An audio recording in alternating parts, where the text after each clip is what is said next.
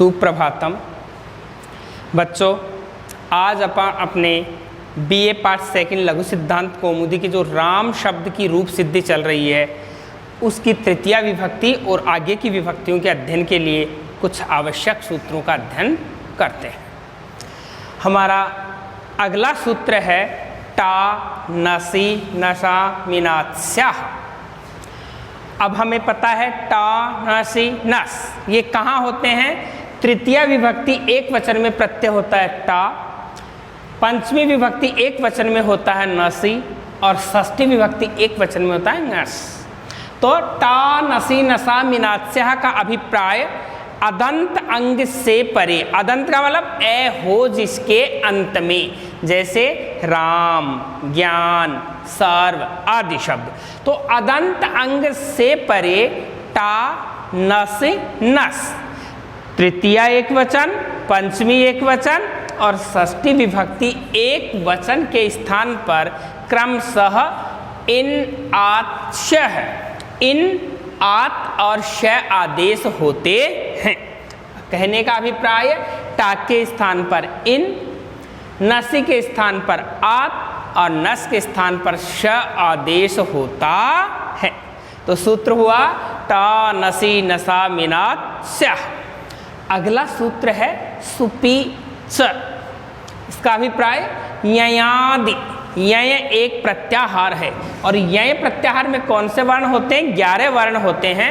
य व र ल ञ म ङ ण न और झ भ। इन 11 वर्ण, यदि ये 11 वर्ण किसी सुप प्रत्यय के आदि में हैं, ययादि सुप यय प्रत्याहार का इन वर्णों में से कोई सा वर्ण भी 21 प्रत्ययों में से आदि में है, तो ययादि सुप के परे होने पर अदंत अंग को ए है जिसके अंत में उसे दीर्घ मतलब आ हो जाता है, ए के स्थान पर आ हो जाता है।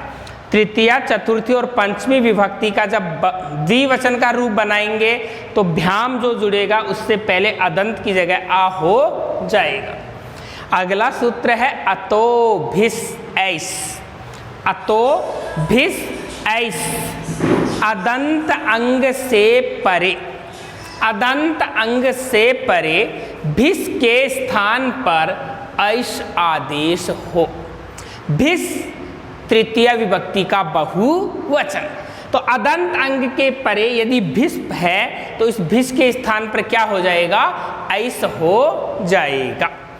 अगला सूत्र है नेर्यः। नेर्यः, इसका अभिप्राय है अदंत अंग से परे ने, मानी चतुर्थी विभक्ति का एक वचन। अदंत अंग से परे ने के स्थान पर यह आदेश हो, ने की जगह क्या हो जाएगा? यह हो जाएगा। और अगला सूत्र है स्थानीय वदादेशो अनल विधौ। आदेश स्थानीय के समान होता है। किसी के स्थान पर, जैसे ने के स्थान पर यह है तो ये के साथ वही कार्य किया जाएगा जो ने के साथ किया जाता है। तो आदेश हमेशा स्थानीय के समान होता है, परंतु स्थानीय अल के आश्रित, यदि स्थानीय अल के आश्रित कोई कार्य किया जाता है तो वह आदेश स्थानीयवत नहीं होता है, वह तो इसी के अनुरूप होता है, इसके अनुरूप नहीं होता है। तो ये अपने को तृतीया चतुर्थी के रूप पढ़ने के लिए अपन कुछ सूत्रों का अध्ययन किया है। कौन कौन से हुए? टा नसी नसा मिनात्स्याः, सुपी च, अतो भिस ऐस, नेर्यः, स्थानीय वदादेशो अनल विधौ।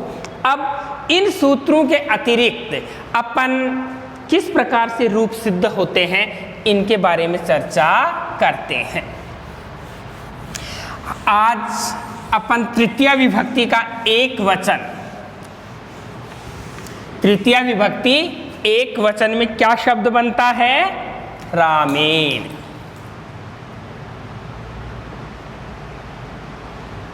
तृतीया विभक्ति एक वचन में शब्द बनता है रामेण।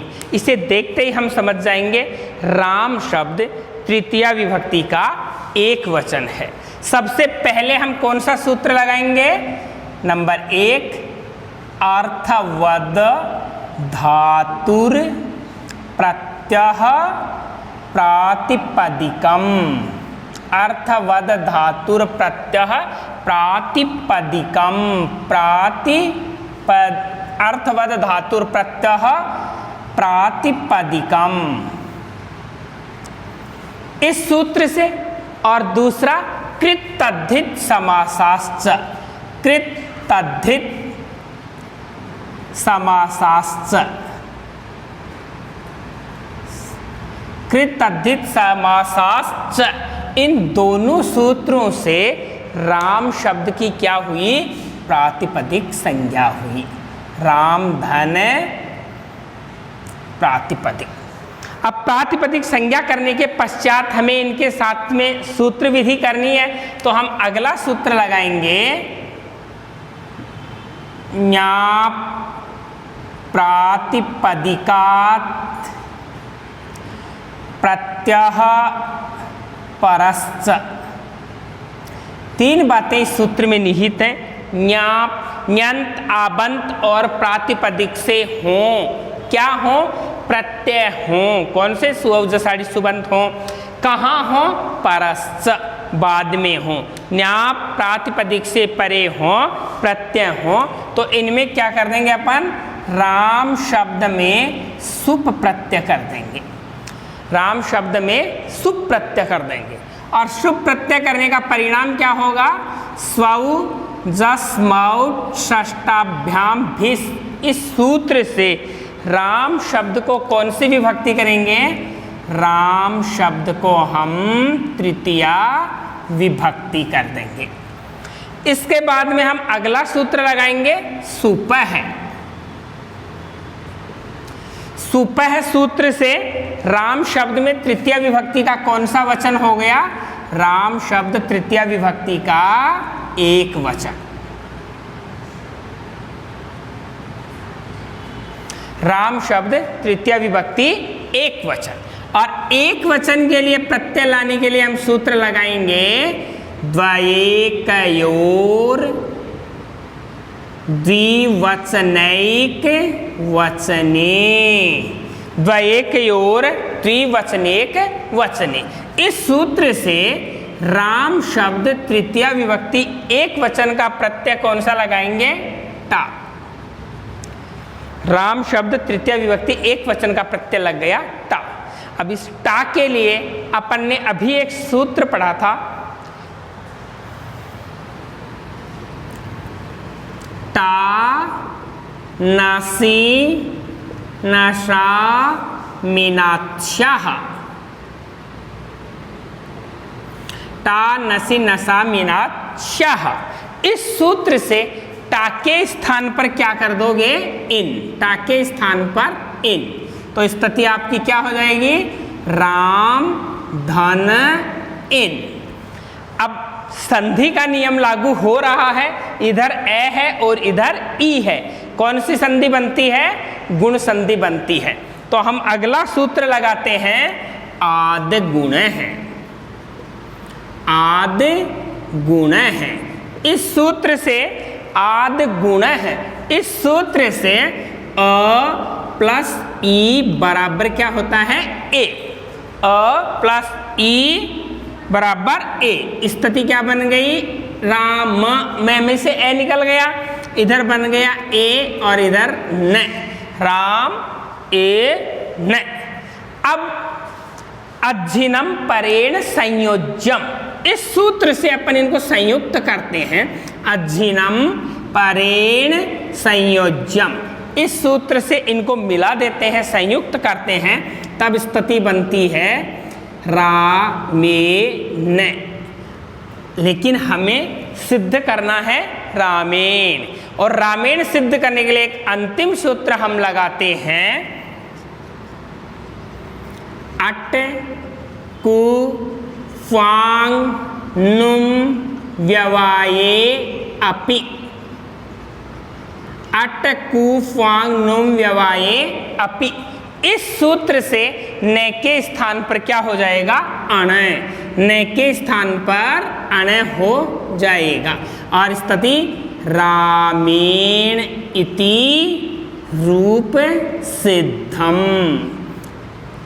रामेण इति रूप सिद्धम परीक्षा की दृष्टि से भी महत्वपूर्ण है।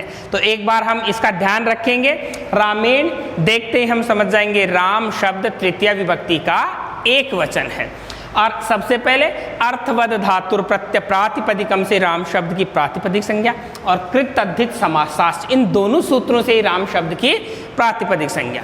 न्या प्रातिपदिका तो प्रत्यय परश्च सूत्र से राम शब्द को सुप्रत्यय हुए। स्वजस्मौट से राम शब्द को तृतीया विभक्ति, सुपह सूत्र से राम शब्द तृतीया विभक्ति का एक वचन, और द्वयेकयोर द्विवचनेक वचने सूत्र से तृतीया विभक्ति एक वचन का प्रत्यय हुआ टा।